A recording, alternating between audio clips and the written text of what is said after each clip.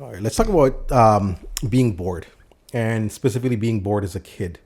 My childhood was about 90% boredom. And it's pretty amazing how kids nowadays have like almost 0% of boredom. It's like, morning till night, every single day, there's always something entertaining for them to do. What do you guys feel about, being bored as a kid? Right. We'll talk about what this article is talking about in a minute, but what are your thoughts, with kids being bored? Is it something that you guys like, or is this something that you try to avoid at all costs? I think there needs to be balance. When I was a kid growing up, I couldn't say I was bored because my West Indian parents would say, go read a book. Yeah. So I can come and be like, I'm bored. I'm like, there are lots of books. You want a spelling test? Yeah, But I think it needs to be balanced. There are, with social media. Yeah, I have my kids in. My son, my daughter now, we've kind of eased up, and she's 16 years old, so she does things that are of interest to her.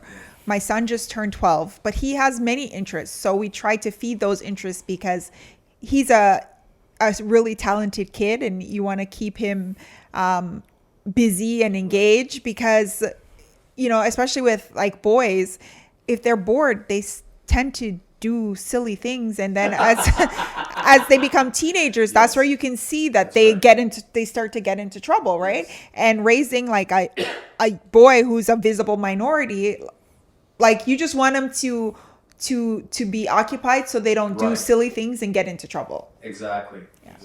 And what being a kid now means is so different from when we were kids, we were younger, for sure. Right? Because we didn't have the option of social media, computers. It was always physical related, and largely dependent upon the number of friends you had. If you had lots of friends, you weren't sitting around being bored, right? But I think, it also depends upon the age of the child, because when they're younger, it's easier to kind of parent them and get them to start self-solving when they're not really doing anything.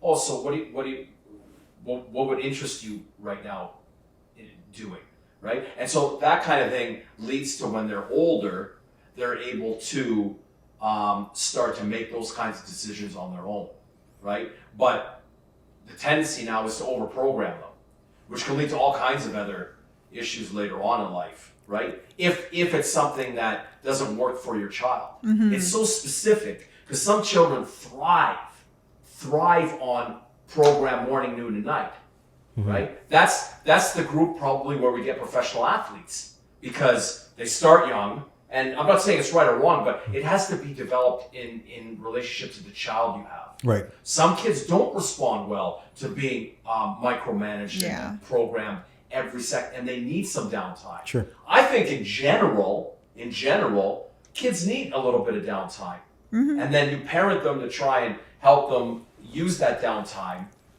relatively constructively. I say relatively because, look, a lot of kids these days love the video games. Right. Are you going to ban them from it? That leads to all kinds of other problems. Sure. Right? So, yeah, so I'm in the boat of like balance. Of course, I think almost everything we talk about is balance. There's benefits.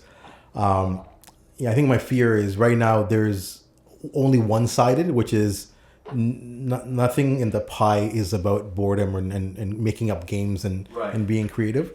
I think and every parent, every child, they suffer from the same dynamic, I think, right nowadays. So according to this article from the Child Mind Institute, it talks about some of the benefits of being bored. And the number one item they mention is creativity. When kids are bored and they're having to be bored in a constant, a routine basis every day, they're, not plugged in, they don't have a device, or they're not allowed to be on the device. So what happens is that bored mind, it tries to nurture creativity, right? Making up games, reading, creating your imagination, right? Sometimes I remember being bored. There'd be so many days I'd be just lying in bed, just thinking, just making up a story in my head, or whatever the case is, right? I don't think I've ever seen neither of my daughters ever, just lie there in bed and just think, right? It hasn't happened probably ever in their lives, right? Yeah. So I think when you're bored, and some of the other benefits from this article talks about, boredom builds confidence, boredom motivates kids, independence. That's another thing. I think when you're bored, you make up things, you make up games, you figure out ways, you read a book, as you said, as Keisha said, you research different things to kind of have a new hobby or a new interest. Imagination, we talked about, improves mental health. Boredom makes childhood happier, right? So I found that a lot of these things I personally saw as well. Because my parents were working 2 jobs often, and working long hours and pretty much 7 days a week. It forced you to kind of make but let's face it, in our generation, when you're a latchkey kid, what are you doing back then? You're watching TV. Sure. Unless, and this is what I talk about, but remember, with it being specific to but children. even the TV, it wasn't like it was Netflix, right? You had to watch it. So you had your after school cartoon. What happened at 6 o'clock? There was no more cartoons, right? Or your Saturday morning cartoon. So it wasn't like it was 24/7.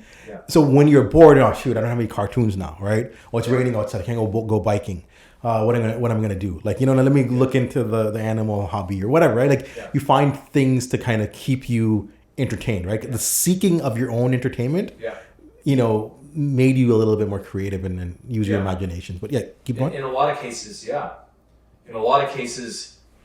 I was out with my little gang of buddies getting in trouble. Not criminal trouble, but just trouble. Being a kid. Right? Being a kid, But, this issue around boredom, today, boredom can also mean a child has more time to sit around and think about being bullied. Mm-hmm. Yeah. It can mean more time to sit around thinking about